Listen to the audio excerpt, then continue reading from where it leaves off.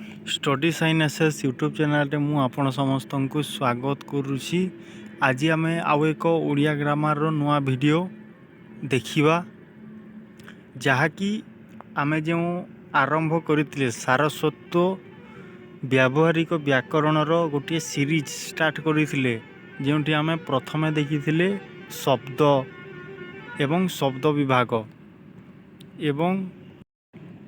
एवं तापर आमे देखिथिले कौन देखिथिले ना पद और पदर विभाग रे आमे कौन देखिथिले विशेष्य विषय पढ़ी। आज वीडियो रे आमे सर्वनाम को पढ़िबा सर्वनाम रो विषय रे आलोचना करिबा किपरि एही विषय रु प्रश्न गुड़ा आसुची हमर कॉम्पिटिटिव एग्जाम रे ताहा आमे वर्तमान डिस्कशन करिबा। आमे देखिबा सर्वनाम प्रथमे आमे मोटामोटी जानी जबा कि सर्वनाम काहाकू कुआ जाए। आमे सिंपली बुझिबा सर्वनाम कौन कहिले आमे जानिबा जे नाम परिवर्ते विशेष्य परिवर्ते जो शब्द व्यवहार करा जाई थाए ताहाकू आमे सर्वनाम बोली कही थाउ। आगो को जीवा आमे एग्जांपल दे जहाँ हमको दिया जाइछि से अनुसार आमे बुझिबा कि आम सर्वनाम काहाकू कुआ जाए। प्रथमे किसी आमको अनुच्छेद देइछि देखिबा प्रसन्न भल पाठ पढ़े। प्रसन्न पाठ पढ़ा सहित भल खेले तेणु प्रसन्न साथी माने प्रसन्न को आदर करती। प्रसन्न ठारे मध्य आहरी अनेक भल गुण अच्छी। यही अनुच्छेद जदि आपण ध्यान देकी देखिथिबे ताहेले आपण एठारे देखिबे जे प्रसन्न जो नामटी एठारे व्यवहार करा जाइछि ताहा बारंबार व्यवहार करा जाइछि जहाकू कि आमको देखिबाकू भी ठीक लागुनी किंबा आमको सुनिबाकू मध्य ठीक लागुनी जार कि पुनरावृत्ति होइछि आमको ताहा सुनिबाकू ठीक लागुनी। किंतु आमे द्वितीय अनुच्छेद देखिबा कि द्वितीय अनुच्छेद किपरि सही अनुच्छेद को किपरि लेखा होइछि। तृतीय अनुच्छेद देखा प्रसन्न भल पाठ पढ़े से पाठ पढ़ा सहित भल खेले तेणु तार साथी माने ताकू आदर करती ताठारे मध्य आहरी अनेक भल गुण अच्छी। एटारे देखंतु प्रसन्न जो नामटा सेटा थरे मात्र व्यवहार होइछि एवं एठारे एही अनुच्छेद को आमको सुनिबाकू केमती लागुछि आमको सुनिबाकू ठीक लागुछि श्रुति कटु लागू नहीं। तो आमे एठारे बुझी पारिबा जे कोन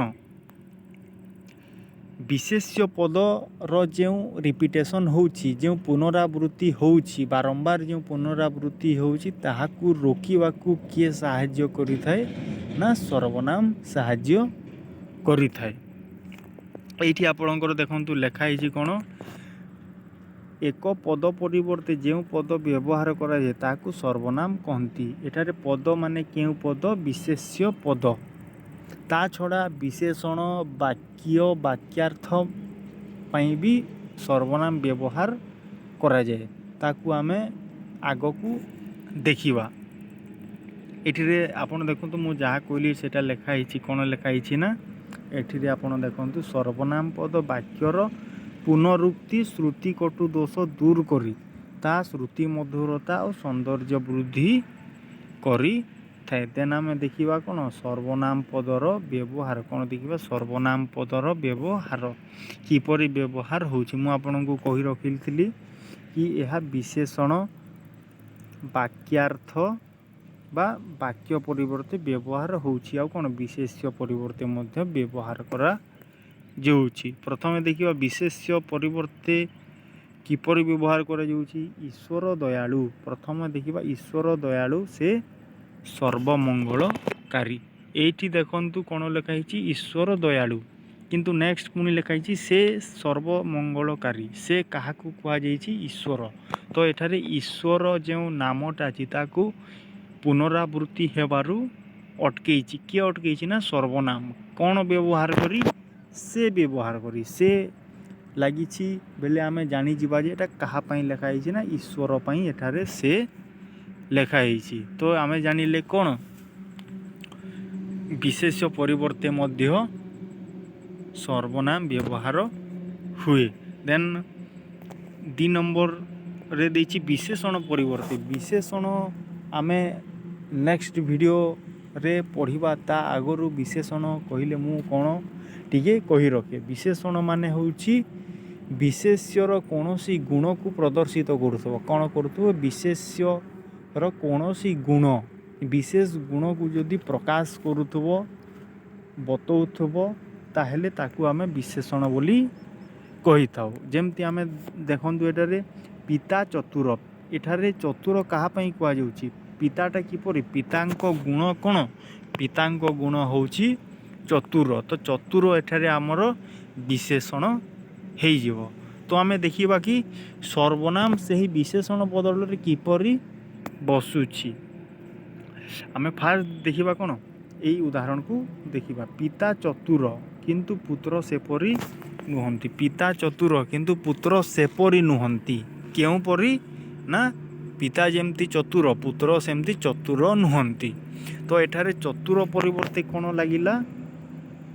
ସେପରି ଲାଗିଲା। ତ ସେପରିଟା କ'ଣ? ସର୍ବନାମ, ଯାହାକି କାହାର ପରିବର୍ତ୍ତେ ବସୁଛି? ଗୋଟିଏ ବିଶେଷଣ। ବିଶେଷଣ କ'ଣ? ଚତୁର। ଚତୁର ପରିବର୍ତ୍ତେ ବସୁଛି। ଦେନ୍ ଆଉ ବି ଗୋଟିଏ ଉଦାହରଣ ଦେଇଛି, ଯାହାକୁ ଆମେ ଦେଖିବା। କ'ଣ? ବିଭୀଷଣ ଧାର୍ମିକ ଥିଲେ ମାତ୍ର ରାବଣ ତାହା ନଥିଲେ। ବିଭୀଷଣ କ'ଣ ଥିଲେ? ତାଙ୍କର ଗୁଣଟା କ'ଣ? ସେ ଧାର୍ମିକ। ମାତ୍ର ରାବଣ ତାହା ନଥିଲେ। ତାହା କେଉଁ ଶବ୍ଦକୁ କହିବାକୁ ଚେଷ୍ଟା କରୁଛି? ସେଇ ବିଶେଷଣ। ବିଶେଷଣ କ'ଣ ଅଛି? ଆମର ଧାର୍ମିକ। ତ ଏଠାରେ କ'ଣ ଆମେ ଜାଣିଲେ ଯେ ବିଶେଷଣ ପରିବର୍ତ୍ତେ ମଧ୍ୟ ସର୍ବନାମର ବ୍ୟବହାର ହେଉଛି। ଦେନ୍ ଦେଖିବା ବାକ୍ୟ ପରିବର୍ତ୍ତେ କିପରି ବ୍ୟବହାର କରାଯାଉଛି। ଦେଖିବା ପଣ୍ଡିତ ଜବାହରଲାଲ ନେହେରୁ ଜଣେ ପ୍ରବୀଣ ରାଜନୀତିଜ୍ଞ ଥିଲେ। ଆଜି ମଧ୍ୟ ଲୋକେ ଏହା ସ୍ୱୀକାର କରୁଛନ୍ତି। ଦେଖନ୍ତୁ ଏଇ ପଣ୍ଡିତ ଜବାହରଲାଲ ନେହେରୁ ଠାରୁ ଥିଲେ ପର୍ଯ୍ୟନ୍ତ କ'ଣ ଗୋଟିଏ ବାକ୍ୟ ଆଉ ଥରେ ଆମେ ପଢ଼ି ନେବା। କ'ଣ? ପଣ୍ଡିତ ଜବାହରଲାଲ ନେହେରୁ ଜଣେ ପ୍ରବୀଣ ରାଜନୀତିଜ୍ଞ ଥିଲେ। ଆଜି ମଧ୍ୟ ଲୋକେ ଏହା ବିଶ୍ୱାସ କରନ୍ତି। କ'ଣ ବିଶ୍ୱାସ କରନ୍ତି? କି ପଣ୍ଡିତ ଜବାହରଲାଲ ନେହେରୁ ଜଣେ ପ୍ରବୀଣ ରାଜନୀତିଜ୍ଞ ଥିଲେ। ଏଠାରେ ଦେଖନ୍ତୁ ଏହା ଶବ୍ଦଟା କାହା ବଦଳରେ ବସିଛି? ଏହା ଶବ୍ଦଟା କାହା ବଦଳରେ ବସିଛି? ନା ଏଇ ଯେଉଁ ବାକ୍ୟଟି ଅଛି, ପଣ୍ଡିତ ଜବାହରଲାଲ ନେହେରୁ ଜଣେ ପ୍ରବୀଣ ରାଜନୀତିଜ୍ଞ ଥିଲେ, ତା ପରିବର୍ତ୍ତେ ଏଠାରେ ଏହା ବସିଛି। ଆଉ ଏହାଟା କ'ଣ? ଗୋଟିଏ ସର୍ବନାମ। ତ ଆମେ କହିପାରିବା ଯେ କ'ଣ ଏଠାରେ ବାକ୍ୟ ପରିବର୍ତ୍ତେ ମଧ୍ୟ ସର୍ବନାମର ବ୍ୟବହାର ହେଉଛି। ତାପରେ ଦେଖିବା ଆଉ କ'ଣ ଦେଇଛି? ବାକ୍ୟାର୍ଥ ପରିବର୍ତ୍ତେ ମଧ୍ୟ ସର୍ବନାମର ବ୍ୟବହାର ହେଉଛି। କେମିତି ଦେଖିବା? କବି ଜୟଦେବ ଜଗନ୍ନାଥ ଭକ୍ତ, ଜଗନ୍ନାଥଙ୍କର ପରମ ଭକ୍ତ। କ'ଣ? କବି ଜୟଦେବ ଜଗନ୍ନାଥଙ୍କର ପରମ ଭକ୍ତ। ଏହା କାହାକୁ ଅଜଣା ନାହିଁ। ଏହା କେଉଁ ଜିନିଷଟା କାହାକୁ ଅଜଣା ନାହିଁ? ସେହି ଯେଉଁ କବି ଜୟଦେବ ଯେଉଁ ଜଗନ୍ନାଥଙ୍କର ପରମ ଭକ୍ତ ଥିଲେ, ତାହା କାହାକୁ ଅଜଣା ନାହିଁ। ଏଠାରେ ଦେଖନ୍ତୁ ଏ କବି ଠାରୁ ଭକ୍ତ ପର୍ଯ୍ୟନ୍ତ ଯେଉଁ ବାକ୍ୟାର୍ଥଟେ ଅଛି, ତାହା ପରିବର୍ତ୍ତରେ ଏଠାରେ ଏହା ଲାଗିଛି। ଏବଂ ଏହା କ'ଣ? ଗୋଟିଏ ସର୍ବନାମ, ଯାହାକି ଗୋଟିଏ ବାକ୍ୟାର୍ଥ ପରିବର୍ତ୍ତେ ମଧ୍ୟ ବ୍ୟବହାର କରାଯାଉଛି। ତ ଆମେ ଏଠାରେ ଦେଖିଲେ ଯେ କ'ଣ ନା ସର୍ବନାମଟା ଆମେ କହୁ କି ଏହା ବିଶେଷ୍ୟ ପରିବର୍ତ୍ତେ ବ୍ୟବହାର କରାଯାଏ। କିନ୍ତୁ ଯଦି ଆମେ ଦେଖିବା ତା ବିଶେଷ୍ୟ ପରିବର୍ତ୍ତେ ବ୍ୟବହାର ହେଉଛି, ତା ବାହାରେ ମଧ୍ୟ ଏହା ବିଶେଷଣ, ବାକ୍ୟାର୍ଥ ପରିବର୍ତ୍ତେ ମଧ୍ୟ ସର୍ବନାମଟି ବ୍ୟବହାର କରାଯାଉଛି। ବର୍ତ୍ତମାନ ଏବେ ଦେଖିବା କି ସର୍ବନାମର ଶ୍ରେଣୀ ବିଭାଗ। ସର୍ବନାମ କିପରି ତା'ର ଶ୍ରେଣୀ ବିଭାଗ ରହିଛି ସେଟା ବର୍ତ୍ତମାନ ଆମେ ଗୋଟେ ଗୋଟେ କରି ଦେଖିବା। ପ୍ରଥମେ ଦେଖିବା କ'ଣ? ପୁରୁଷବାଚକ ବା ବ୍ୟକ୍ତିବାଚକ ସର୍ବନାମ। ଯେମିତି ଏଥିରେ ଦେଖିଛେ ମୁଁ, ଆମେ, ଆମ୍ଭେ ମାନେ, ତୁ, ତୁମେ, ତୁମ୍ଭେ ମାନେ, ସେ, ସେମାନେ, ଆପଣ, ଆପଣମାନେ, ଏସବୁ ହେଉଛି କ'ଣ ପୁରୁଷବାଚକ ବା ବ୍ୟକ୍ତିବାଚକ ସର୍ବନାମ। ଆମେ ଦେଖିବା ଏଠିରେ ପୁରୁଷ ଦେଇଛି, ପୁରୁଷ ପ୍ରଥମ ପୁରୁଷ, ଦ୍ୱିତୀୟ ପୁରୁଷ ଏବଂ ପ୍ରଥମ, ଦ୍ୱିତୀୟ, ତୃତୀୟ। କେତୋଟି ପୁରୁଷ ଅଛି ଆମର? 3ଟି ପୁରୁଷ ଅଛି। ପ୍ରଥମ ପୁରୁଷରେ ମୁଁ, ଆମ୍ଭେ, ଆମ୍ଭେମାନେ। ଦ୍ୱିତୀୟ ପୁରୁଷରେ କ'ଣ? ତୁ, ତୁମ୍ଭେ, ତୁମେ, ଆପଣ, ତୁମ୍ଭେମାନେ। ଦେନ୍ ତୃତୀୟ ପୁରୁଷରେ କ'ଣ କହିଛି ଆପଣଙ୍କୁ? ତୃତୀୟ ପୁରୁଷରେ ସେ, ସେମାନେ। ବୁଝିପାରିଲେ? ପ୍ରଥମ ପୁରୁଷରେ ଆମେ ନିଜକୁ କହିବା ମୁଁ, ଆମ୍ଭେମାନେ, ଆମେ, କିନ୍ତୁ ଦ୍ୱିତୀୟ ପୁରୁଷରେ କାହାକୁ କହିବା? ଯିଏ ସାମ୍ନାରେ ଅଛି। ତୁ, ତୁମ୍ଭେ, ତୁମ୍ଭେମାନେ, ଆପଣ। କିନ୍ତୁ ତୃତୀୟ ପୁରୁଷରେ କାହାକୁ କହିବା ନା ଯେ ଏଠାରେ ଉପସ୍ଥିତ ନାହିଁ, ଦୁଇ ଜଣଙ୍କ ଭିତରେ ଉପସ୍ଥିତ ନାହିଁ। ସେ, ସେମାନେ, ଏଗୁଡ଼ା ହେଲା ତୃତୀୟ ପୁରୁଷ। ଏଟାକୁ ଆପଣ ଧ୍ୟାନ ଦେଇକି ରଖିବେ। ଦେନ୍ ନେକ୍ସଟ ପ୍ରକାର ଭେଦକୁ ଯଦି ଦେଖିବା ତ ତାହା ଅଛି ପ୍ରଶ୍ନବାଚକ ସର୍ବନାମ। ତାମାନେ କୌଣସି ପ୍ରକାର ପ୍ରଶ୍ନ ପଚାରୁଥିବାର ଆମକୁ ଜଣାଗଲେ ତାହାକୁ ଆମେ ପ୍ରଶ୍ନବାଚକ ସର୍ବନାମ କହିବା। ଦେଖିଦେବା କ'ଣ କହିଛି ଏଥିରେ। ଯେଉଁ ସର୍ବନାମ ପଦ ଗୁଡ଼ିକ ପ୍ରଶ୍ନ ପଚାରିବା ପାଇଁ ଉଦ୍ଦିଷ୍ଟ, କେଉଁଥିପାଇଁ ଉଦ୍ଦିଷ୍ଟ ନା ପ୍ରଶ୍ନ ପଚାରିବା ପାଇଁ ଉଦ୍ଦିଷ୍ଟ, ସେଗୁଡ଼ିକୁ ପ୍ରଶ୍ନବାଚକ ସର୍ବନାମ କୁହାଯାଏ। ଉଦାହରଣ ଦେଖିବା ଆମେ। ଦେଖନ୍ତୁ ଏଠିରେ ଉଦାହରଣ ଦେଇଛି କ'ଣ କ'ଣ କହିକି ପ୍ରଶ୍ନ ପଚରାଯାଉଛି? ତୁମେ କିଏ ପ୍ରଶ୍ନ କରାଯାଉଛି। ଏଥିରେ ତୁମେ ସର୍ବନାମ। କିଏ, କେଉଁଠି, କେଉଁଠି, କାହିଁକି, କାହାକୁ, ଏଗୁଡ଼ା ସବୁ ଗୋଟେ ଗୋଟେ କ'ଣ ସର୍ବନାମ, ଯାହାକି ପ୍ରଶ୍ନ ପଚାରିବା ସମୟରେ ବ୍ୟବହାର କରାଯାଏ।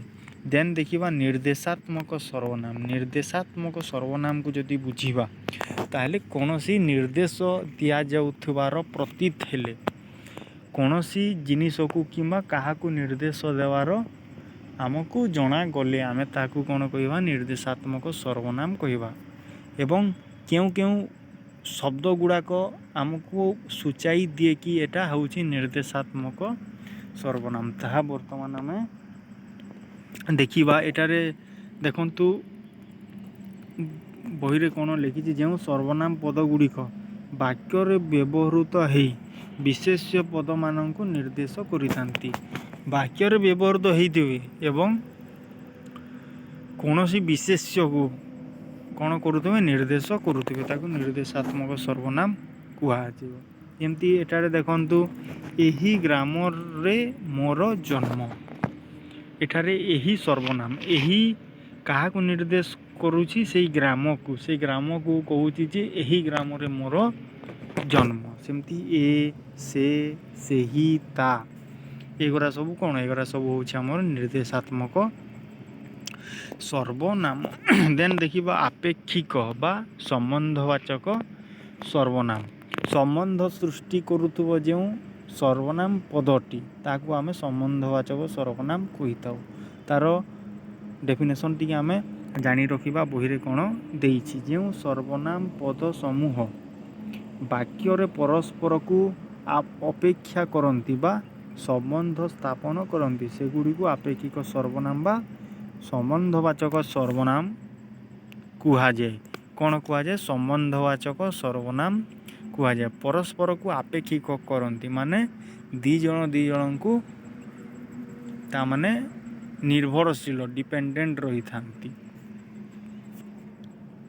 ତାହାକୁ ଆମେ କ'ଣ କହିଥାଉ? ସମ୍ବନ୍ଧବାଚକ ସର୍ବନାମ କୁହାଯାଏ। ଏବଂ ସେଠିରେ ଯେଉଁ ଶବ୍ଦ ଗୁଡ଼ାକ ଲାଗିଛି ସେ ଶବ୍ଦ ଗୁଡ଼ାକୁ ଆମେ ଦେଖିବା କ'ଣ କ'ଣ ଅଛି। ଯେ ଦେଶ ଯାଇ ସେ ଫଳ ଖାଇ, ଯାହା ଅନ୍ୟର ହିତକାର ତାହା ହିଁ ମଙ୍ଗଳ। ଏଠାରେ ଯେ, ସେ, ଯାହା, ତାହା, ଯେମିତି, ସେମିତି, ଯେପରି, ସେପରି, ଯାହାର, ତାହାର, ଏଗୁଡ଼ା କ'ଣ? ଏଗୁଡ଼ା ହେଉଛି ଆମର ସମ୍ବନ୍ଧ ସ୍ଥାପନ କରୁଛି, ଅପେକ୍ଷା କରୁଛି। ତେଣୁ ଏଟା ଆମର ହେଇଯିବ କ'ଣ? ଆମର ସମ୍ବନ୍ଧବାଚକ ବା ଆପେକ୍ଷିକ ସର୍ବନାମ। ଦେନ୍ ଆମେ ଫିଫ୍ଥ ନମ୍ବର ପ୍ରକାରଟା ଦେଖିବା କ'ଣ କହିଛି। ପଞ୍ଚମ ପ୍ରକାରଟା କ'ଣ କହିଛି ନା ନିର୍ଣ୍ଣାୟକ ସର୍ବନାମ। ଯାହା ନିର୍ଣ୍ଣୟ କରୁଥିବ ଯେଉଁ ବିଶେଷ୍ୟ ପଦ କିମ୍ବା ଯେଉଁ ପଦଟା ବାକ୍ୟରେ ବ୍ୟବହାର ହେଇକି କୌଣସି ବିଶେଷ୍ୟର କିମ୍ବା କୌଣସି ବସ୍ତୁର କ'ଣ କରୁଥିବ ନିର୍ଣ୍ଣୟ କରୁଥିବ। ଆମେ ଦେଖିନେବା କି ଏତାର ସଂଜ୍ଞାଟା କ'ଣ। ଯେଉଁ ସର୍ବନାମ ପଦ ବାକ୍ୟରେ ବ୍ୟବହୃତ ହୋଇ କାହାର ବିଶେଷ୍ୟ ପଦକୁ ନିର୍ଣ୍ଣୟ କରିଥାଏ ତାକୁ ନିର୍ଣ୍ଣାୟକ ସର୍ବନାମ କହନ୍ତି। ଉଦାହରଣ ଦେଖିଦେବା। ଏଠାରେ ପ୍ରଥମ ଉଦାହରଣରୁ ଆମେ ବୁଝିବା କିପରି ଏଟାକୁ ନିର୍ଣ୍ଣାୟକ ସର୍ବନାମ ବୋଲି କୁହାଯାଉଛି। ଏଠାରେ ଦେଖିବା କରେ କ'ଣ ଅଛି। ରାକେଶ ଓ ଦିନେଶ ଦୁଇ ସାଙ୍ଗ ଉଭୟ ଭଲ ପାଠ ପଢ଼ନ୍ତି। ଏଠାରେ ଦେଖନ୍ତୁ ରାକେଶ ଓ ଦିନେଶ କେତେ ଜଣ? 2 ଜଣ ଅଛନ୍ତି, 2 ଜଣ ସାଙ୍ଗ ଅଛନ୍ତି। ଆଉ ଏଠାରେ ତାଙ୍କ ବଦଳରେ ଏଠି ଲେଖିଛି ଉଭୟ, ମାନେ କିଏ କିଏ? ଉଭୟ ମାନେ କିଏ କିଏ? ରାକେଶ ଓ ଦିନେଶ 2 ଜଣ ଭଲ ପାଠ ପଢ଼ନ୍ତି। ସଂସାରରେ ଯେତେ ଲୋକ ଅଛନ୍ତି ପ୍ରତ୍ୟେକଙ୍କର ଚରିତ୍ର ସମାନ ନୁହେଁ। ପ୍ରତ୍ୟେକଙ୍କର ମାନେ କାହାକୁ କୁହାଯାଉଛି ନା ସଂସାରରେ ଯେଉଁମାନେ ଅଛନ୍ତି ସେମାନଙ୍କୁ ଏଠାରେ ପ୍ରତ୍ୟେକ ବୋଲି କୁହାଯାଉଛି। ସେହିପରି ଏଇଠି ଦେଖନ୍ତୁ ତୁମେ ସବୁ କଥାରେ ମୁଣ୍ଡ ଖେଳାଅ ନାହିଁ। ସବୁ କଥା ମାନେ କୌଣସି ଗୋଟେ ଜିନିଷକୁ ନିର୍ଣ୍ଣୟ କରୁଛି ସେମିତି ଆମକୁ ପ୍ରତୀତ ହେଉଛି। ସେହି ଭଳିଆ ଉଦାହରଣ ଗୁଡ଼ା ଆଜି ଆପଣ ଦେଖିନେବେ।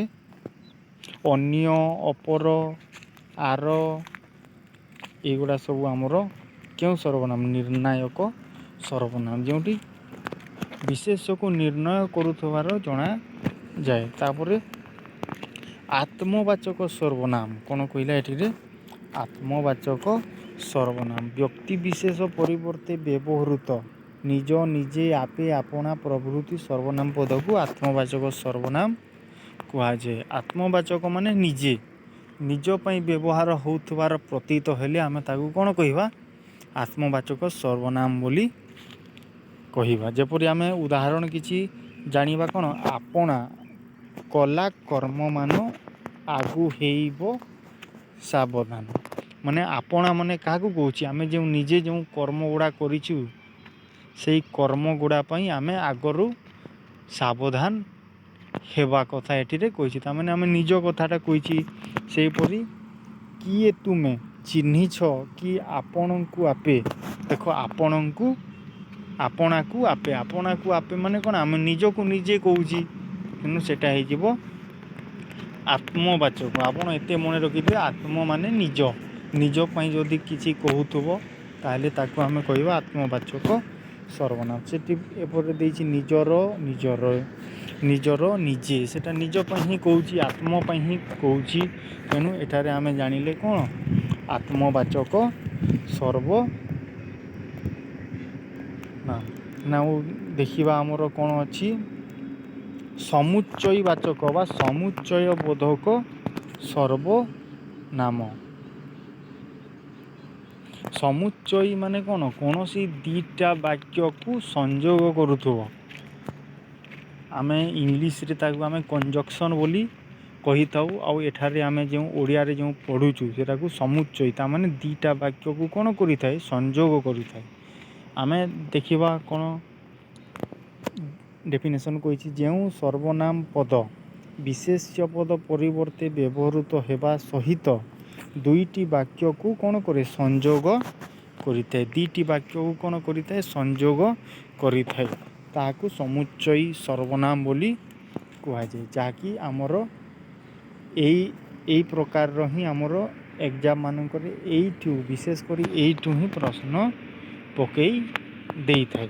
ତ ଆପଣ ଏଟାକୁ ଧ୍ୟାନ ଦେଇକି ଜାଣିବେ କି ସମୁଚ୍ଚୟ ସର୍ବନାମ କ'ଣ କହିଲେ ଆପଣ କହିବେ ଯେ 2ଟି ବାକ୍ୟକୁ ସଂଯୋଗ ସ୍ଥାପନ କରୁଥିବ ଯେଉଁ ସର୍ବନାମଟି ତାହାକୁ ଆମେ ସମୁଚ୍ଚୟବାଚକ ବା ସମୁଚ୍ଚୟ ବୋଧକ ସର୍ବନାମ ବୋଲି କହିବା। କିଛି ଉଦାହରଣ ଦେଖିନେବା ଏଟାର। ଦେଖନ୍ତୁ ଆଜି ଗୋପବନ୍ଧୁ ଆଉ ନାହାନ୍ତି ଯେ ବନ୍ୟା ସମୟରେ ଘର ଘର ବୁଲି ଲୋକଙ୍କ ଦୁଃଖ ବୁଝୁଥିଲେ। ଏଠାରେ ଯେ ଦେଖନ୍ତୁ 2ଟା ବାକ୍ୟକୁ ଯୋଡ଼ିଛି। ଯେ ଦେନ୍ ଏମିତି ଲୋକ କେହି ନାହିଁ। କେମିତି ଲୋକ? ଏମିତି ଲୋକ କେହି ନାହିଁ ଯେ ଜୀବନରେ ଥରକ ପାଇଁ ମିଛ କହି ନାହିଁ। ଏଠାରେ ଯିଏ ଦେଖନ୍ତୁ ଦୁଇଟା ବାକ୍ୟକୁ ଯୋଡ଼ୁଛି। ତ ଆମେ ଜାଣିଲେ କି କ'ଣ ସମୁଚ୍ଚୟବାଚକ ସର୍ବନାମ ବିଷୟରେ ଆମେ ଜାଣିଲେ। ଦେନ୍ ଆଗକୁ ସେମିତି ସମୁଚ୍ଚୟବାଚକ ସର୍ବନାମର କିଛି ଆଉ ଟିକେ ଉଦାହରଣ ଦେଇଛି। ଯେମିତି ଆମେ ଦେଖିବା, ବହୁତ ଲୋକ ଯହିଁ ମିଳେ ଅବଶ୍ୟ ଉପଯୋଇ କଳି। ଆପଣ କ'ଣ କରିବେ ନା ଏଇ ସମୁଚ୍ଚୟବାଚକ ଯେତେ ସର୍ବନାମ ଦେଇଛି କ ଖ ଘ ଘ ୱ ଚ ଛ ଜ, ଏଟାକୁ ଆପଣ ଟିକେ ମନେ ରଖିଥିବେ, କାହିଁକି ଏଇଠୁ ମଧ୍ୟ କିଛି ପ୍ରଶ୍ନ ଆସିବାର ବହୁତ ସମ୍ଭାବନା ରହିଛି। ଏଟାକୁ ଆପଣ ପଢ଼ିଦେବେ। ଏପରି ଲୋକ ନାହିଁ ଯେ ଜୀବନରେ କେବେ ମିଛ କହି ନାହିଁ, ତୁହି ମୋର ନେତ୍ରର ସଂଖାଳି। ଆଗକୁ ଦେଖିବା, ଆଗକୁ ପ୍ରଥମ ପୁରୁଷ ମୁଁ ଆପଣଙ୍କୁ କହିଥିଲି କ'ଣ, ମୁଁ ଆମ୍ଭେମାନେ, ଆପଣା, ଆପଣମାନେ,